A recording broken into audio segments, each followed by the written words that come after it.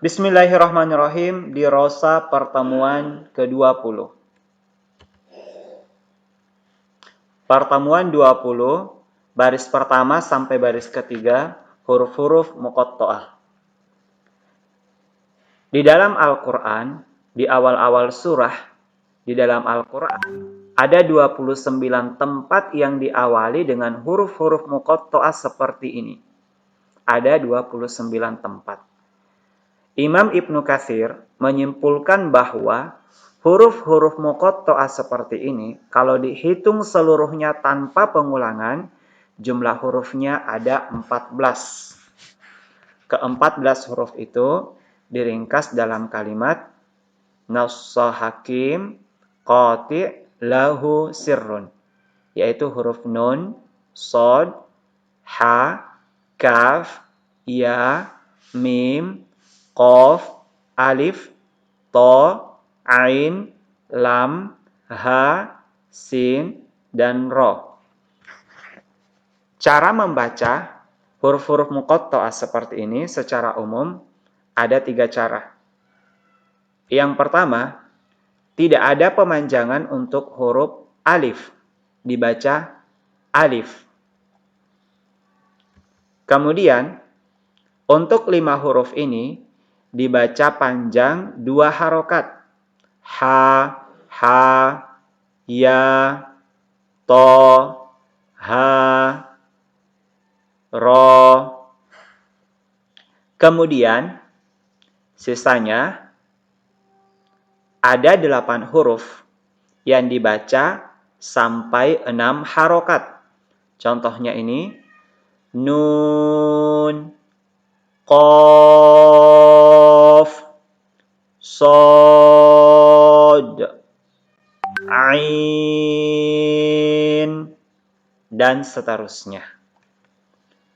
Untuk yang dibaca 2 harokat atau 2 ketukan, biasa disingkat hayatoharo.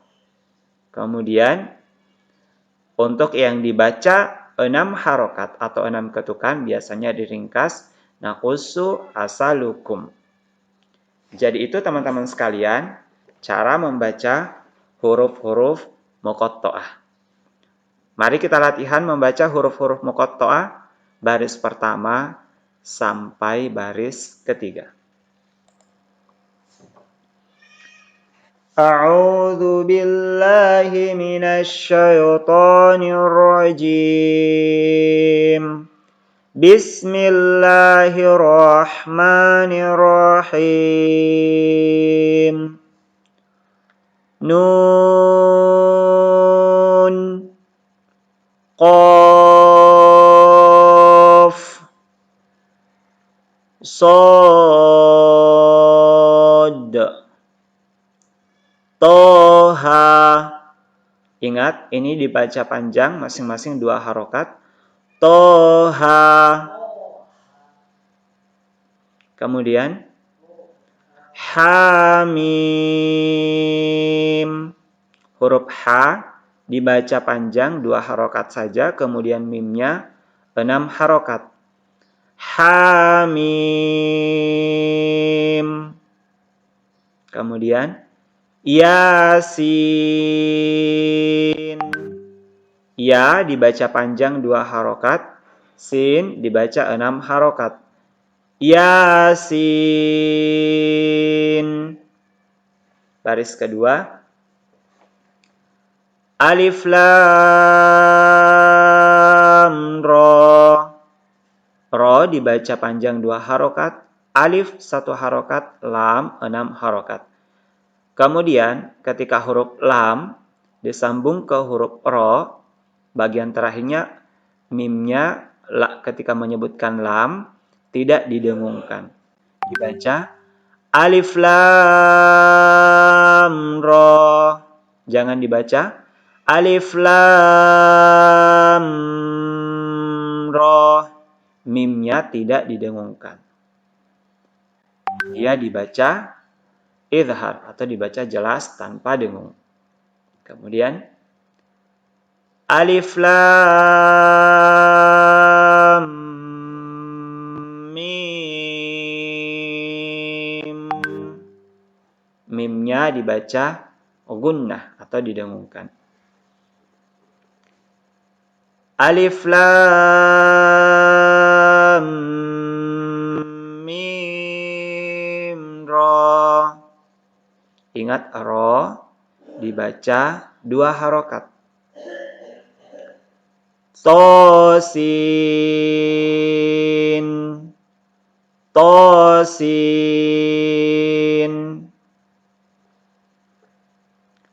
tosim, mim. Sin ke mim dibaca idgham, dileburkan langsung masuk ke mim. Tosim, mim. Kemudian baris ketiga. Alif lam mim sad. Ain sin qaf. Jadi ain sin, ain ke sin, nunnya dibaca ikhfa, dibaca samar. Demikian pula sin ke qaf, sin ada nun terakhirnya dibaca ikhfa juga ke qaf. Ain sin qaf. Kemudian yang terakhir kaf ha ya ain sad. Baik, itu teman-teman sekalian baris pertama sampai baris ketiga huruf-huruf muqatta'ah. Baik teman-teman sekalian, kita lanjut ke baris berikutnya. Baris keempat sampai baris keenam. Kita perhatikan baris keempat. Baris keempat ini masuk dalam hukum lafzul jalalah. Lafaz Allah yang paling tinggi. Ini dibaca wallahu rasulullah. Jadi, hukum lafzul jalalah ketika huruf sebelumnya berharokat fathah yang berbaris atas atau berharokat dhammah, semuanya berbaris atas, ketemu dengan lafzul jalalah yaitu lafaz Allah, maka dibaca tebal. Dibaca tebal. Wallahu. Kemudian perhatikan di sini ketika dibaca wa tetap dibaca wa. Jangan wa-nya yang dikasih tebal, jangan dibaca wo. Wallahu tapi wallahu. Wallahu rasulullah. Kemudian di kolom ini ketika lafaz Allah sebelumnya berbaris kasroh atau berbaris bawah, maka dibaca tarqiq atau dibaca tipis. Lillahi, jangan dibaca lillahi, tapi dibaca tipis. Lillahi, billahi, bismillah. Nah, sekarang kita baca kembali baris keempat. Wallahu rasulullah. Lillahi billahi bismillah. Baik, itu teman-teman sekalian. Kita lanjut ke baris kelima. Baris kelima ini teman-teman sekalian adalah salah satu hukum mat, yaitu mat lazim. Ketika mat tobi'i atau mat asli seperti ini da, mat asli, setelahnya bertemu dengan huruf yang bertanda tasydid, maka dibaca panjang sampai 6 harokat atau 6 ketukan. Kalau di sini teman-teman sekalian walad do ini hukumnya asyamsiyah sudah dibahas pada pertemuan-pertemuan sebelumnya. Kemudian mat lazimnya di sini ketemu dengan huruf yang bertasydid panjangnya 6 harokat. Cara membacanya waladdallin.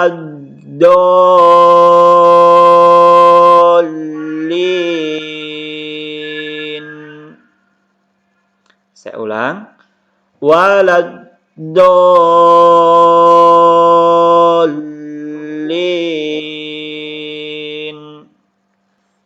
Kemudian ini teman-teman sekalian, ini mat asli juga, mat tabi'i bertemu dengan huruf yang bertanda tasydid sama dengan ini, dibaca panjang 6 harokat. Biraddi rizqihim. Oke, saya ulang baris kelima. Waladdallin.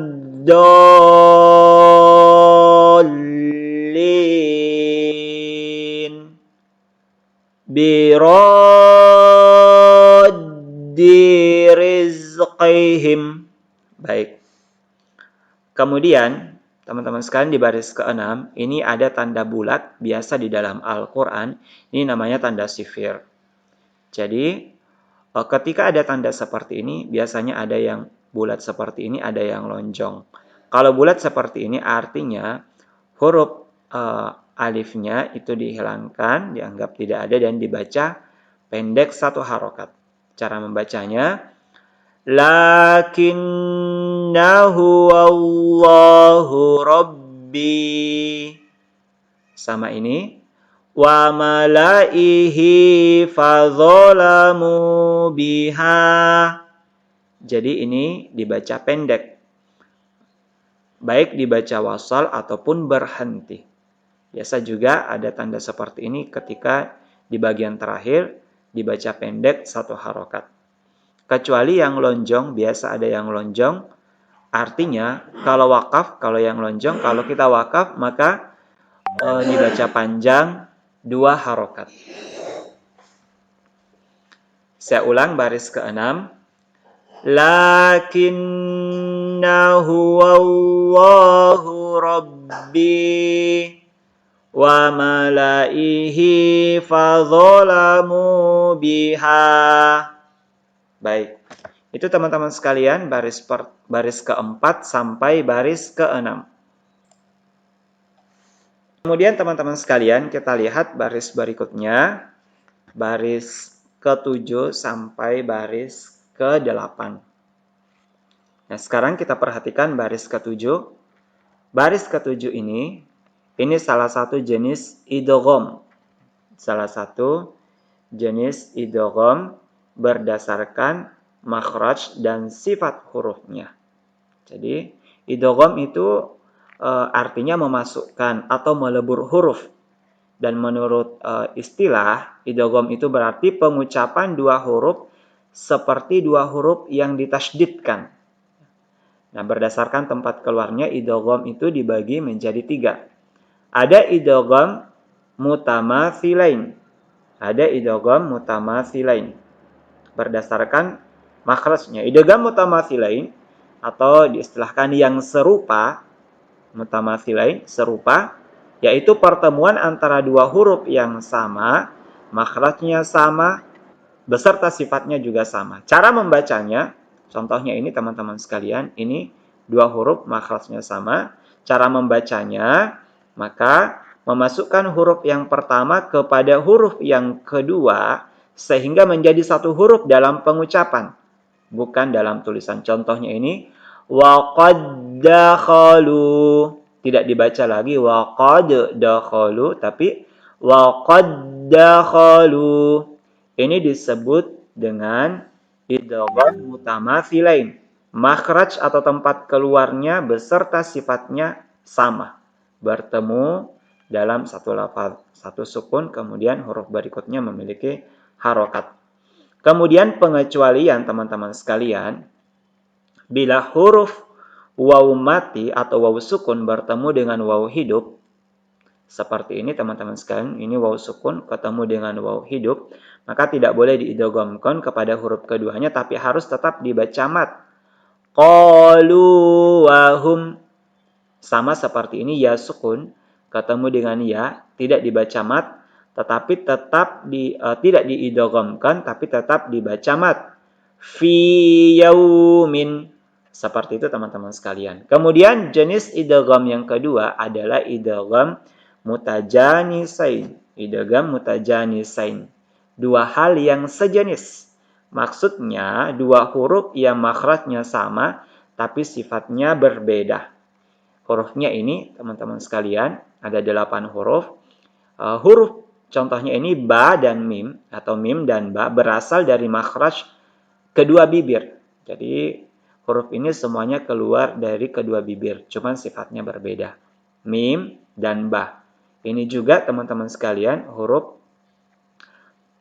to, huruf ta bila bertemu berasal dari makhraj al-lisan, tepatnya di ujung lidah, bertemu dengan gigi seri atas. Ini tempat keluarnya juga sama, to, ta, dan da. Semuanya ujung lidah. Dan yang ketiga ini juga za, sa dengan zo, sa, za. Tempat keluarnya juga di ujung lidah yang bertemu dengan ujung gigi seri atas. Kalau ini tadi pangkal to, ta, da.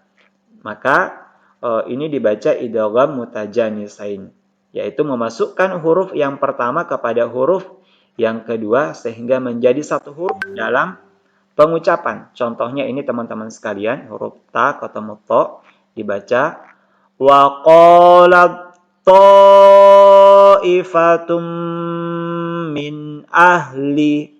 Nah, sama dengan baris yang keenam ini, mohon maaf teman-teman sekalian, baris ketujuh ini ba ketemu mim. Ini masuk dalam idgham mutajanisain, dibaca ya bunayya rukam ma'ana. Ini didengungkan teman-teman sekalian karena mim itu gunnah. Ya bunayya rukam ma'ana. Tidak dibaca lagi. Ya bunayya rkab. Kab tidak dibaca tapi langsung dileburkan ke huruf berikutnya. Kemudian teman-teman sekalian, yang berikutnya adalah idgham mutaqaribain. Idgham mutaqaribain itu artinya dua hal yang berdekatan. Bertemunya dua huruf yang berdekatan makhrajnya, tetapi sifatnya berlainan. Jadi contohnya yang mutaqaribain, huruf lam ketemu dengan huruf ro atau ko, ka. Jadi lam, ro, ko, ka. Contoh membacanya ini waqur rabbi, tidak dibaca lagi waqul rabbi, lamnya langsung ke ro, waqur rabbi. Sama ini juga teman-teman sekalian, qaf ketemu kaf. Alam nakhluqkum. Jadi qafnya tidak diqalqalahkan lagi. Contohnya di baris ketujuh ini waqur rabbirhamhuma. Baik, itu teman-teman sekalian tentang idgham. Idgham mulai tadi dari idgham mutamatsilain, kemudian mutajanisain dan mutaqaribain. Kita baca kembali baris ketujuh. Ya bunayya rukam ma'ana wa qur rabbirhamhuma. Baik, itu teman-teman sekalian untuk baris ketujuh. Sekarang kita masuk ke baris 8. Baik, baris ketujuh tadi teman-teman sekalian sudah kita lihat. Sekarang kita masuk ke baris ke-8. Baris ke-8 ini masuk dalam hukum imalah. Apa itu imalah? Kita perhatikan berikut ini. Imalah, teman-teman sekalian, itu ada pada Quran surah Hud di ayat ke-41.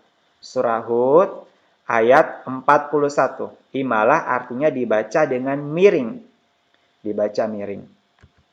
Dalam Al-Quran tulisannya seperti ini. Kalau mushaf Indonesia yang pakai mushaf Madinah ada tanda sudut seperti ini, teman-teman sekalian, di bagian bawahnya. Cara membacanya itu fathah yang dimiringkan ke kasrah dan alif yang dimiringkan ke ya sehingga dibaca ya, dibaca.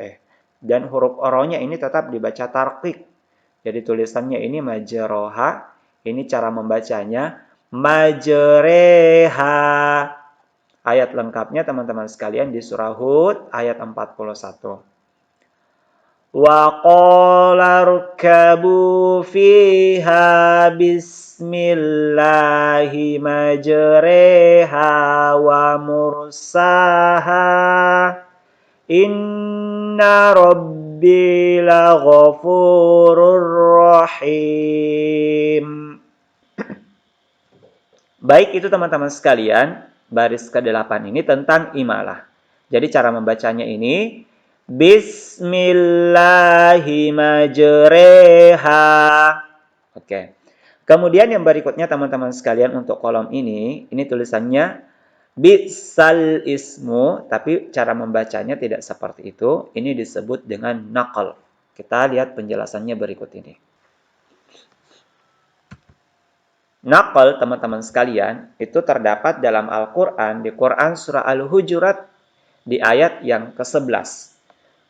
Naqal itu tulisannya di surah Al-Hujurat, bisal ismu. Jadi cara membacanya, naqal berarti memindahkan, teman-teman sekalian. Yaitu memindahkan harokat hamzah, ini yang berharokat ini hamzah i, kepada huruf sebelumnya menjadi bisalismu. Jadi al-ismu menjadi alismu. Jadi itu teman-teman sekalian. Jadi ini dibaca bisalismu, bukan bisalismu. Ini disebut naqal. Ayat lengkapnya teman-teman sekalian ini surah Al-Hujurat ayat yang ke-11. Kita baca dulu. A'udzu billahi minasy syaithanir rajim. Ya ayyuhalladzina amanu la yaskhar qaumun min qaumin asa ay yakunu khairan minhum wala nisa'um min nisa'in asa ay yakunna khairan minhun wala talmizu anfusakum wala tanabazu bil alqab bi'salismul fusuq ba'dal iman wa man lam yatub fa ulaika humuz zalimun. Baik teman-teman sekalian, itu tentang naqal. Jadi ini cara membacanya sekali lagi. Bi'salismul fusuqo. Baik, sekarang kita ke baris ke-9. Ini disebut tashil. Ini ada dua hamzah, a'a, jamiyun. Sekarang cara membacanya teman-teman sekalian kita perhatikan penjelasan berikut ini.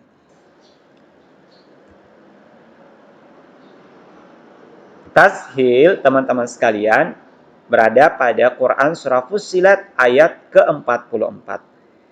Ada tulisan teman-teman sekalian seperti ini, a'a jamiyun. A'a jamiyun. Jadi cara membacanya teman-teman sekalian ini disebut dengan tashil. Cara membacanya hamzah yang pertama dibaca jelas a. Ini dibaca jelas a. Ini tadi tulisannya teman-teman sekalian a. Kemudian hamzah yang kedua dibaca samar atau dibaca ringan. Jadi cara membacanya a'jamiyun, a'jamiyun. Jadi tidak dibaca a'jamiyun, tapi ini dibaca samar atau dibaca ringan a'jamiyun. Nah, ini terdapat pada Quran surah Fussilat ayat 44. Jadi jangan juga diganti menjadi tapi a'jamiyun. Kita lihat ayat lengkapnya teman-teman sekalian, kita baca. A'udzu billahi minasy syaithanir rajim. Walau ja'alnahu Qur'anan a'jamiyyan laqalu laula fussilat ayatuh a'jamiyyu wa 'arabi qul huwa lilladzina amanu hudaw wa shifaa والذين لا يؤمنون في آذانهم وقر وهو عليهم عمى أولئك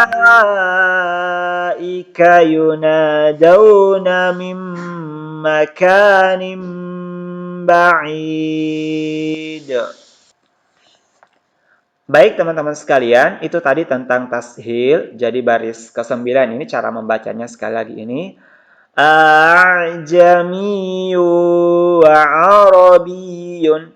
A'jamiyyu wa arabiyun. Seperti itu teman-teman sekalian. Sekarang kolom terakhir ini ada tulisan ismam. Ini tulisannya malakala ta'manna. Penjelasannya kita lihat video berikut ini. Ismam, teman-teman sekalian, itu terdapat di Quran Surah Yusuf ayat yang ke-11 pada lafaz ta'manna. Jadi membaca ismam, jadi asal kata ta'manna ini teman-teman sekalian asalnya adalah ta'manuna, tapi ditulis seperti ini, ta'manna. Jadi cara membaca ismam itu mengidghamkan nun yang pertama tadi, nuna, itu ke nun yang kedua. Jadi pada harakat fathah, pada na ini dibaca dhammah u. Tapi dhammahnya terbuang dan hanya dibaca dengan isyarat bibir mencucu atau bibir dimonyongkan. Jadi cara membaca ismam ini teman-teman sekalian hanya bisa diketahui dengan melihat mulut orang yang membacanya. Jadi cara membacanya ta'manna. Jadi pada saat masuk ke nunnya itu bibir dimonyongkan sebagai pengganti dhamma yang terbuang. Jadi dhammanya dibaca dengan isyarat bibir dimonyongkan. Kemudian ada juga cara membaca yang lain teman-teman sekalian dengan cara membaca ar-raum, membaca raum, yaitu membaca sebagian besar harokat dhammah. Jadi sebagian besar dibaca ta'manuna, akan tetapi teman-teman sekalian harokat dhammah pada nu dibaca tidak sempurna. Jadi dibaca ta'manuna. Jadi nunya dibaca tidak sempurna. Ta'manuna. Seperti itu. Sekarang kita akan membaca ismam Quran Surah Yusuf ayat 11. Qalu ya abana ma laka la ta'manna ala Yusuf wa inna lahu lanasihun. Kalau kita baca dengan raum tadi nun dhammahnya dibaca akan tetapi tidak sempurna. Qalu ya abana ma laka la ta'manuna ala Yusuf wa inna lahu lanasihun. Baik teman-teman sekalian, itu tadi penjelasan tentang ismam. Sekarang mari kita baca baris 7 sampai baris ke-9 ini. Bismillahirrahmanirrahim. Ya bunayya rukam ma'ana wa qur rabbirhamhuma Bismillahi majreha Bi'salismul fusuqu a'jamiyyu wa arabiyyun malaka la ta'manna. Baik teman-teman sekalian, alhamdulillah itu tadi semua penjelasan bacaan-bacaan di pertemuan 20 ini mulai baris pertama sampai baris ke-9. Sekarang sebelum kita lanjut ke halaman berikutnya, mari kita baca bersama-sama baris pertama sampai baris ke-9. Silahkan didengarkan dengan baik. Bismillahirrahmanirrahim. Nun, Qaf, Shad, Toha, Hamim, Yasin, Alif Lam Ra, Alif Lam Mim, Alif Lam Mim Ra, Tosin, Tosim Mim, Alif Lam Mim Shad, Ain Sin Qaf, Kaf Ha Ya Ain Shad, Wallahu Rasulullah, Lillahi billahi bismillah, waladdallin,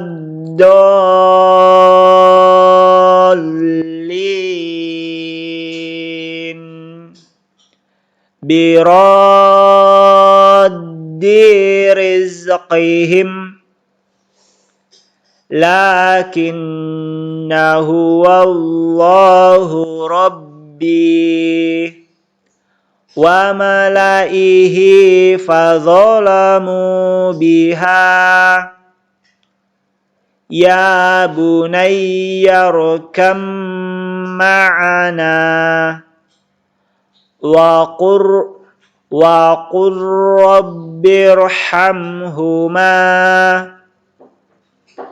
bismillahi majreha, bi'salismul fusuqu a'jamiyyu wa arabiyyun malaka la ta'manna.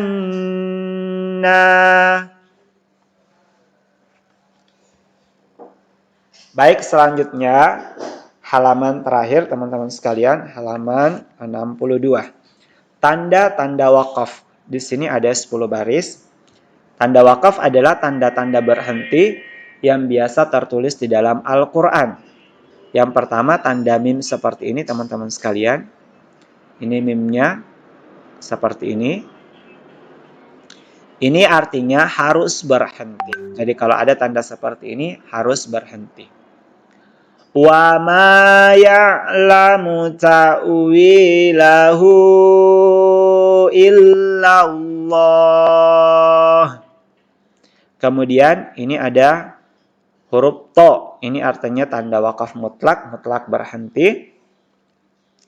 Min dunillah kafarna bikum. Jadi kita berhenti di sini. Kemudian tanda wakaf seperti ini yang huruf jim, ini boleh berhenti, boleh juga lanjut. Wa qudiyal amr ilallah. Nah, sekarang kalau kita baca bersambung, wa qudiyal amru ilallah. Kemudian ada kata sholah, ini al-waslu aula, sebaiknya tidak berhenti atau disambung lebih utama. Jadi kalau ada tanda sholah, lebih utama untuk dilanjutkan. Fala isma alaihi innallah. Kemudian yang berikutnya teman-teman sekalian, ini ada qala al-waqfu aula. Ini sebaiknya berhenti atau lebih utama berhenti. Min khasyiatillah wa mallah. Kemudian biasa ada tanda 3 titik seperti ini teman-teman sekalian, tanda waqaf. Ini artinya berhenti di salah satu tempat. Boleh berhenti di sini, boleh di sini. Dzalikal kitabu la raib fihi. Seperti itu. Boleh juga disambung teman-teman sekalian. Kita berhenti di tanda yang kedua.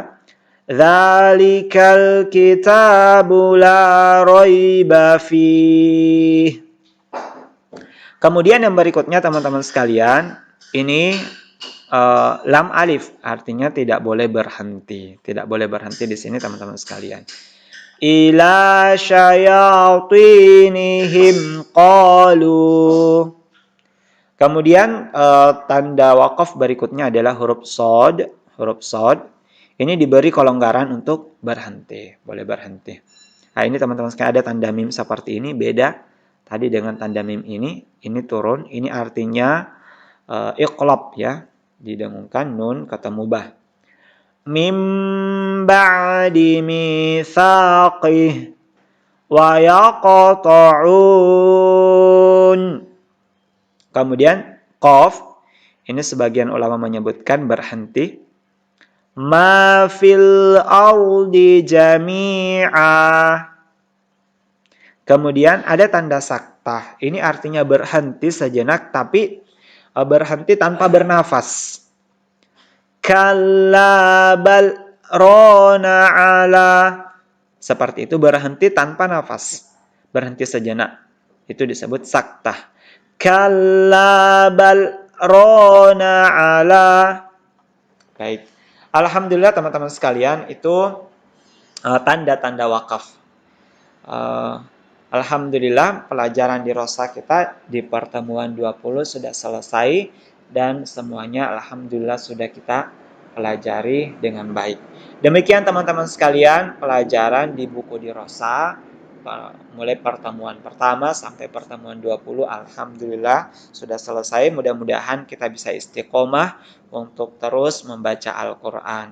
Insya Allah di pertemuan berikutnya adalah halaman munaqasyah atau ujian bacaan Al-Quran.